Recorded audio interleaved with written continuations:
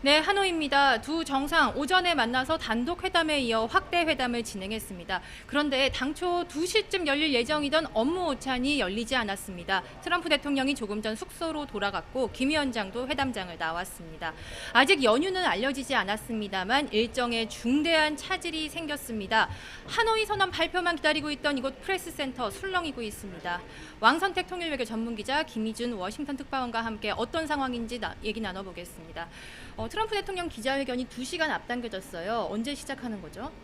네, 일단 예고된 바대로 2시 시작이니까 현지 시간으로 2시 시작할 것으로 보이고요.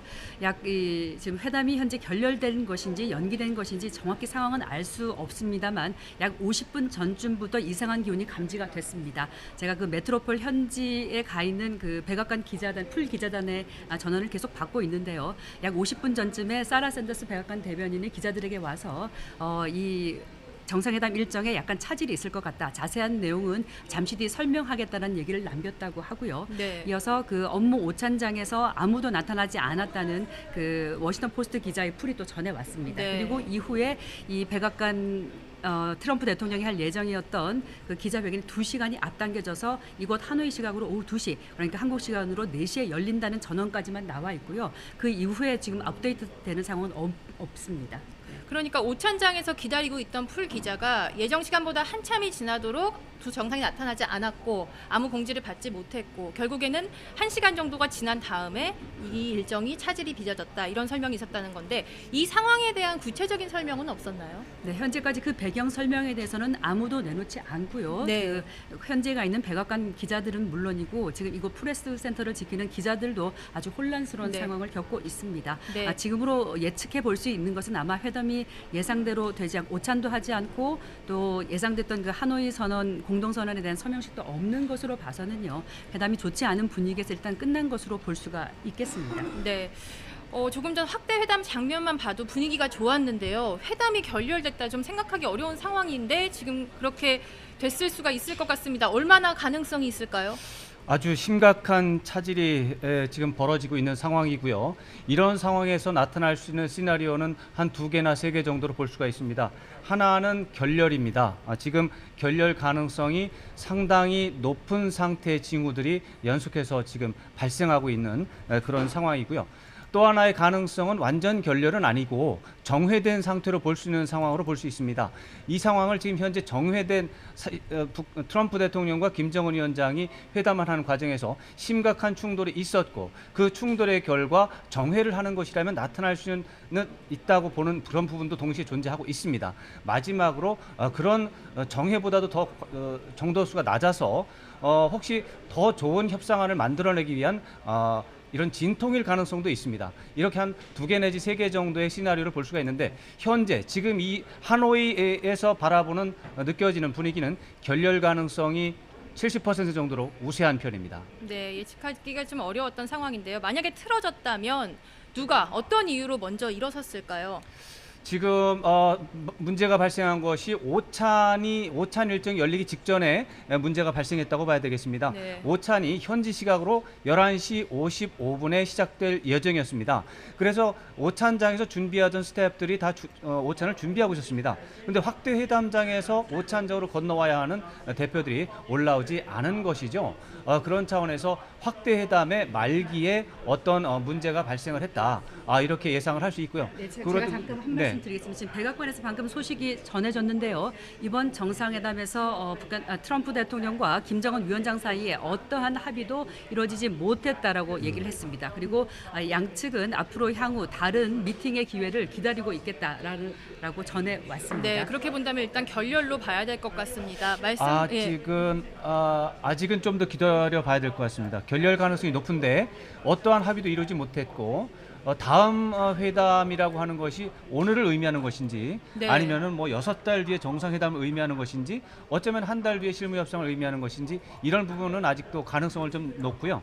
현재 지금까지는 아무런 합의도 이루지 못했다는 것을 받아들이고 이 모든 상황이 정확한 상황은 잠시 뒤에 열리는 기자회견을 통해서 좀 봐야 되겠습니다. 네, 지금 한 가지 좀 추측을 해볼 수 있는 게 트럼프 대통령이 사실 국내에서 보수적인 언론들로부터 좀 여론의 압박을 받아왔습니다. 그래서 김정은 위원장과 만나서도 속도 얘기를 여러 차례 했습니다. 속도를 내지 않겠다, 서두르지 않겠다, 옳은 것을 하겠다 이런 얘기를 했고요. 지금 우리가 접하지 못한 어떤 워싱턴의 상황에서 트럼프 대통령의 결정을 좀 유추해볼 수 있는 게 있을까요? 네, 트럼프 대통령이 현재 뭐 국내 정치적으로 여러 가지 좋지 않은 상황에 몰려 있습니다. 러시아 스캔들 수사는 점점 트럼프 대통령을 향해 조여오고 있고요. 뭐 성추문이라던가 또 본인이 아주 대선 때부터 추진해왔던 그 멕시코 국경 장벽 건설도 좌절이 된 상태입니다. 특히 어제 마이클 코언 트럼프 대통령의 오랜 개인 변호사였다가 이 러시아 스캔들 수사 과정에서 등을 돌리게 된 이 코언 전 변호사의 그 하원 청문회가 있었습니다. 이 자리에서 코언 변호사는 트럼프 대통령이 대선 당시 러시아와 밀착을 해서 개인 사업을 추진을 했고 또 성추문 여성들의 그 입막음을 위해서 거액의 합의금을 줬다. 뭐 이런 여러 사실들을 폭로했고요. 그래서 어제 그 다들 그 북미 정상의 만찬 모습에 전 세계 언론이 주목했을 때 미국 언론들은 유독 이 코언 청문회를 제일 탑뉴스로 다뤘습니다. 네. 이와 함께 또 정치적으로도 트럼프 대통령이 좋지 않은 상황입니다. 지난해 11월 6일 그 중간 선거에서 민주당에게 하원을 내어주고 말았습니다. 이 하원이 하원이 그 국정을 장악하게 되면서 트럼프 대통령이 앞으로 국정 추진에서 일일이 발목을 잡게 되고요. 특히 북한 문제 또 북미 정상회담 문제에 대해서 유독 민주당은 아주 회의적인 시선을 보내왔습니다. 네. 북한의 완전한 비핵화 없이 제재 완화라던가 뭐 연락사무소 등의 어떤 관계 개선의 조치 이런 것들은 절대 허용할 수 없다는 얘기를 누누이 해왔던 터입니다. 네. 따라서 이번에 그렇게 국내 여론을 만족할 만한 합의를 들고 가지 못했을 경우에 자신에게 돌아올 그런 파장들에 대한 우려 그런 면에서 이번 판을 확 어떻게 보면 좀 뒤집고 다음에 더 큰 기회를 모색하겠다 이런 결정이 깔렸을 가능성도 저희가 조심스럽게 생각해 볼 수가 있겠습니다. 네, 지금 화면에 트럼프 대통령의 기자회견장 모습이 나오고 있습니다. 한 10분 정도 후면, 10여 분 정도 후면 트럼프 대통령이 나와서 좀 상황을 설명을 할 것으로 보입니다. 아직 정확한 예측은 이릅니다. 하지만 전 세계의 이목이 집중된 상황에서 지금 벌어진 상황만으로도 큰 차질인 건 확실합니다. 뭐 회의를 하다가 정회도 하고 그러니까 뭐 다시 언제 만나자 이런 얘기를 할 수도 있는데 기자회견을 하는 게 좀 걸려요. 기자회견을 한 다음에 다시 만날 수 있을까요? 맞습니다. 기자회견이 없는 상태에서 여러 가지 우리가 보고 있는 이런 차질이 있지 않습니까? 그래서 오찬이 불발됐다라든가 또 서명식을 열기로 했는데 열리지 않았다든가 네. 또 두 정상이 아무런 말도 없이 숙소로 복귀한다든가 이런 것들은 중대한 차질이긴 하지만 그러나 오늘 중에 다시 회담이 열릴 것이라고 가정하면 그럴 수도 있다라는 장면입니다. 그러나 기자회견이 그 현지 시각 하노이 시간으로 4시에서 2시로 앞당겨진 것 자체는 상황이 종료됐을 가능성을 암시하는 것입니다. 그렇다면 오늘 오후에 또 다른 회담이 열리기는 어렵다라는 걸 보여주는 부분이 있기 때문에 현재로서는 결렬 가능성에 조금 더 무게를 두고 상황을 예의주시해야 되는 그런 상황이 되겠습니다. 네, 김정은 위원장이 오늘 기자의 질문을 받았습니다. 예단을 하지 않겠지만 오늘 회담에 자신이 있냐고 묻자 예단은 하지 않겠다면서도 기대감을 드러냈습니다. 직감으로는 좋을 것 같다라고 했는데 예단을 하지 않겠다는 말이 이런 상황을 염두에 둔 걸까요? 저는 그런 상황까지도 염두에 뒀을 거라고 생각합니다. 트럼프 대통령의 입장과 달리 김정은 위원장은 북미 정상회담에 국가의 운명과 자신의 권력의 운명을 동시에 건 그야말로 일생일대 모험으로 삼고 준비를 해왔습니다. 그래서 참모들과 함께 전략회의, 작전회의 이런 것들을 굉장히 치밀하게 준비를 했거든요. 그러한 전략을 준비하는 과정에서 다양한 시나리오를 염두에 뒀을 것으로 생각합니다. 당연히 그중에는 결렬 가능성에 대한 시나리오도 준비를 했을 것이라고 생각을 하고요. 그런 것 때문에 아까 자신이 있냐 이러니까 예단하기는 어렵다라는 말이 나온 것 같은데 결국에는 비핵화 조치를 트럼프 대통령은 요구를 했고 또 김정은 위원장은 과감한 대북 제재 해제를 요구를 했을 텐데 그 부분에 있어서 서로가 가격이 맞지 않았다거나 어떤 문제가 있었던 것 같습니다. 네, 지금 트럼프 대통령의 기자회견장 기자들이 움직이는 모습을 보고 계십니다. 잠시 후에 열리겠죠. 트럼프 대통령 어떤 얘기를 할까요? 네, 만약 원래 예정대로 이 하노이 선언의 합의가 이루어졌고 그 이후에 기자회견이 이루어졌다면 저희가 예상했던 내용과는 지금은 또 판이한 얘기를 할 것 같습니다. 트럼프 대통령은 일단 북미 두 정상이 어떤 합의도 이루어지지 못한 것이 확인된 만큼 그 이유를 설명할 것으로 보입니다.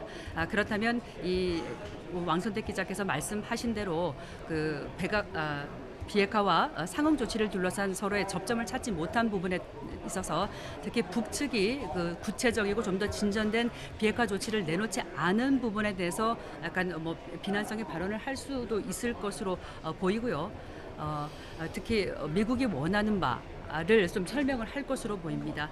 원래는 그 북한의 그 영변 핵시설의 폐기 플러스 알파를 미국은 더 원했었는데 더 나아가지 못한 것으로 보입니다. 네. 그렇다면 지금 그 북한이 내놓을 이 영변 핵시설 플러스 알파에 대해서 미국이 강력히 원하고 있다. 그거를 해야지 북한이 트럼프 대통령이 계속 강조했던 대로 북한이 원하는 그런 경제적 발전, 제재 완화 이루어질 수 있다는 사실을 거듭 설명할 것으로 보이고요. 물론 지금 북미 간의 분위기는 계속 좋지 않은 상태에서 헤어진 것은 분명해 보입니다. 네. 다만 트럼프 대통령이 이 판을 끝으로 끝내지는 않을 것으로 보입니다.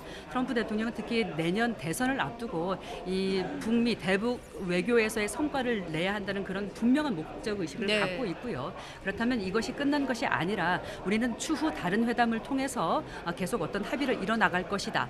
그런 면에서 김정은 위원장의 어떤 결단을 바란다라는 촉구성 메시지도 있을 것으로 예상해 볼 수가 있겠습니다. 네, 이번 회담에서 가장 큰 관심은 역시 비핵화, 미국이 원하는 비핵화와 북한이 원하는 관계 개선 조치의 조합이었습니다. 관계 개선 조치로는요, 북미 연락사무소가 사실 거의 된 것 같은 그런 분위기였고요.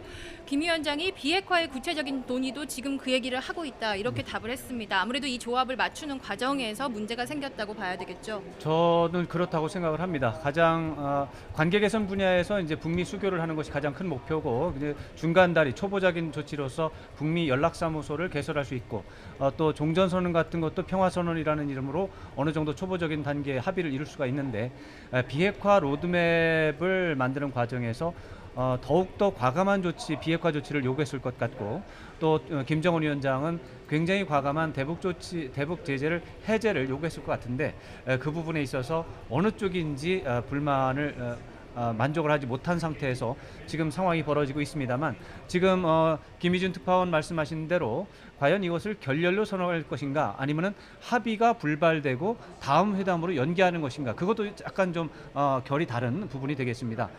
지금 현재 분위기로 봐서는 정회된 것이 아니고 상황이 종료되는 그런 과정이 지금 나타나고 있습니다. 기자회견이라든가 외신을 통해서 들어오는 이런 부분들은 오늘 일정이 종료되고 마무리하는 수순으로 들어가고 있기 때문에 오늘 더 이상의 회담 일정은 아마도 없지 않을까, 이런 생각이 들고, 그렇다면 이것이 결렬이냐 아니면은 합의가 불발된 상태에서 다음 회담으로 이어가자는 그런 수순인가, 이런 것에 좀 초점을 모아봐야 할 것 같습니다. 네, 상황 종료는 분명하지만 이것이 결렬이냐 아니면 연기냐, 다음 단계를 위해서도 중요한 정리라고 할 수 있겠습니다. 네.